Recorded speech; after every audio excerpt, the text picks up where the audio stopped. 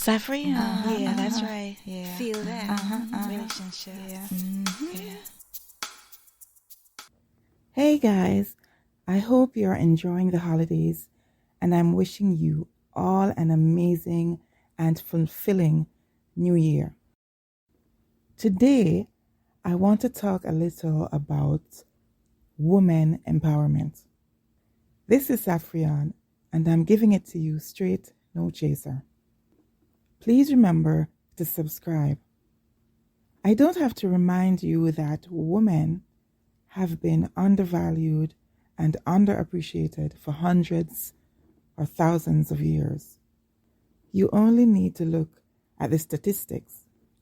According to Wikipedia, over $8.3 billion is lost each year as a result of intimate partner violence.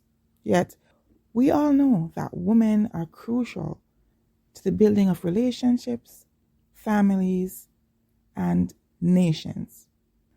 Women are the vessels through which life enters this world.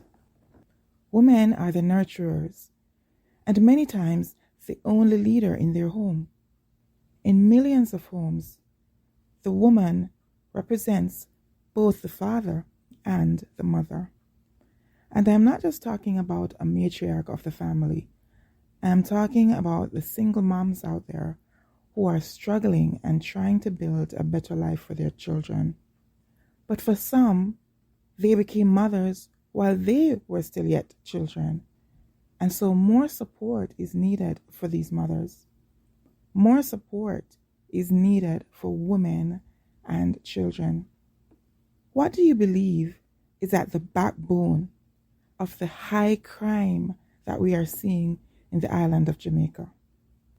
I can speak to this because I am from Jamaica. So, what is really causing the crime? And yes, I know some of you will say it is being caused by demonic forces. Okay, we're not denying their existence when we say that it is really the lack of support for women and children that is driving up the crime rate. Please, you are free to comment about this below. Would you agree with me if I say that if we did more to lift our women and children out of poverty, that it would lead to a better society? How about making it easier for them to survive without having to suffer at the hands of a man because they are financially and emotionally dependent on him? Take away that dependency where they are suffering, but they have to stay put because they have nowhere to go and they have no support system. Make it easier for them to get back on their feet again. Give them access to free higher education. And this is one of the reasons why I love my university, which is the University of the People. They are an international university based in California, United States, and they make achieving your degree so much easier and so much more accessible and inexpensive. Doesn't matter if it's your associate's degree, your bachelor's, or your master's. You can even donate to pay towards the tuition of fellow students if you can afford to. This is a God-blessed university that is opening doors for people who could not otherwise afford it. They are helping single working mothers who are unable to go to physical university. Why? Because now you can go to university in your house, because everything is available online. So, free education, consistent free access to food and healthcare, and of course, free parental education, relationship education, and free access to mental health care. What do you think? Should there be some kind of family education course in high school to give students better understanding of their roles in the family and how their actions have consequences on their families and the wider society? Should there be relationship education to help students identify red flags, recognize a narcissist when they come across one? Is there certain basic information that students should have when they graduate high school? Or do we just leave that up to the world to teach them in the school of hard knocks? If a young woman was equipped from early on to recognize the signs of mental illness, wouldn't she be more careful about who she gets into a relationship with? She would know that not because a guy is highly educated or drives a flashy car or is a charmer, and of course the charmers are the worst, who flashes his cash around doesn't mean that this person is not mentally ill. It doesn't mean that they're not deceptive. Believe it or not, charmers are usually very deceptive people. And getting involved with this person could very well mean you are jumping into hot water. It may even mean a death sentence. Abusive relationships are easy to get locked into and can be incredibly hard to get out of.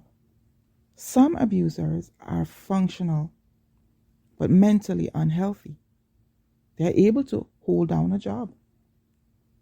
They can drive, use skills, and yet be mentally unhealthy. And it becomes a vicious cycle when it involves children, and the children begin to copy their bad behavior. So there should be free access to mental health services around the country in schools, clinics, and hospitals. These services should be very easily accessible. Reducing crime in Jamaica is not just about setting up security zones and catching guns here and there. That is like putting Band-Aid on a gaping wound that really needs to be cleaned, stitched, and dressed to promote healing. And we want Jamaica to heal. Yes, we want to see stricter laws. But we also want Jamaican women to be supported more so that they can become even more awesome contributors and nurturers, wonderful mothers who truly care for their children. But who is going to step up to help them? Who is going to recognize the great importance of women's roles in Jamaica and see to it that they are empowered? The result would be a different Jamaica that is not only beautiful on its land and in its waters, but in the hearts of its beautiful people. There is nowhere like Jamaica, such a beautiful country. If only more could be done to support the women, lift them out of poverty, lift the children, and ultimately lift the people of Jamaica. Out of many, one people. That's my thoughts for today, guys. I believe we can do better as a nation, and I think you believe it too. Until next time, peace.